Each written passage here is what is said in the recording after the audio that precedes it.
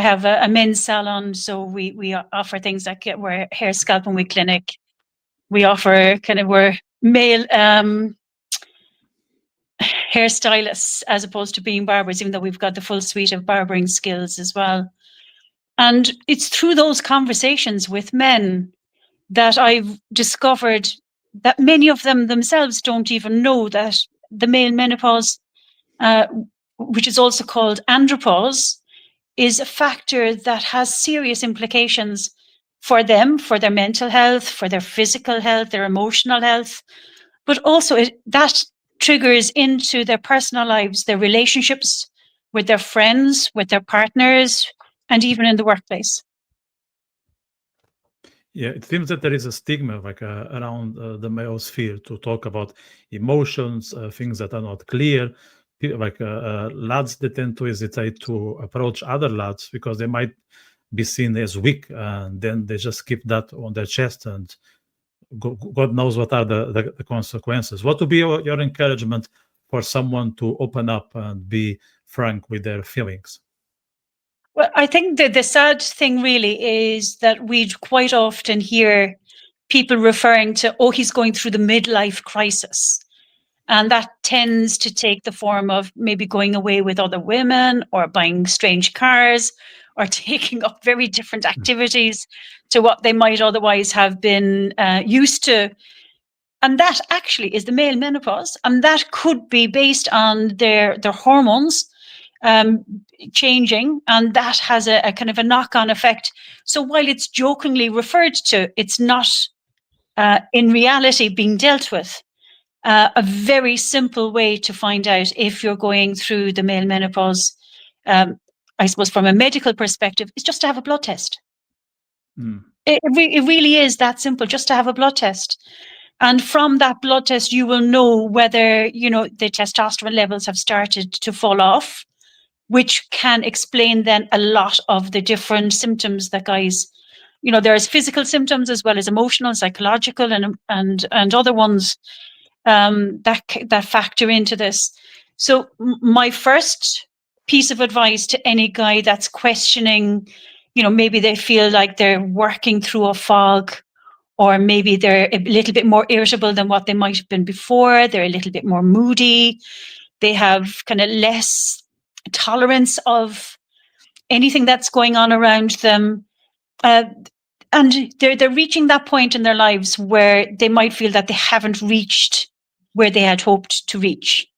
And that psychologically has a massive mental health issue with them. So my very first advice is the first medical protocol: have an annual blood test, not just, of course, for the menopause and the hormones, but also to check for something simple like your PSA level to make sure you're not having prostate cancer. There's a lot more to a blood test.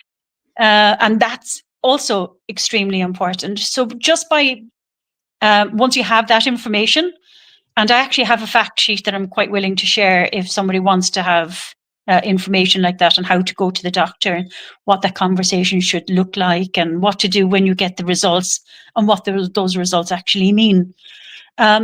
They can be treated then so simply either through diet, exercise, a combination of those. And if the medical expert feels that it's appropriate, there's HRT, or you can look at testosterone. So there is help out there. And it's just about knowing that it is there, first of all, and then being able to ask for that help. Emotional help, psychological help, going to a psychotherapist or going to a counselor, and being able to have that conversation around what you're actually experiencing, because everybody might experience it slightly differently. And it's just a period of time to pass through. You reach the other side, and we call it the next chapter. Yeah. And it's a wonderful place to be, because you walk into your own, as they say, you step into yourself. So once and there is a kind of almost like a grieving period, that you're leaving your youth behind, but you're walking into your wisdom, and what you have of value to offer is enormous. The experience, the skills that you have, the support you can give to younger men and to younger members of the family. It's like becoming the wise old person in the patriarch. Yeah, and that's hugely valuable to society. Is it fair to say that that period of a man's life is a period of reinvention, that you're letting go your previous self and embracing the new one? Oh, totally. Insofar as you may not be physically as capable as you were when you were 20. Let's face it, not many of us are.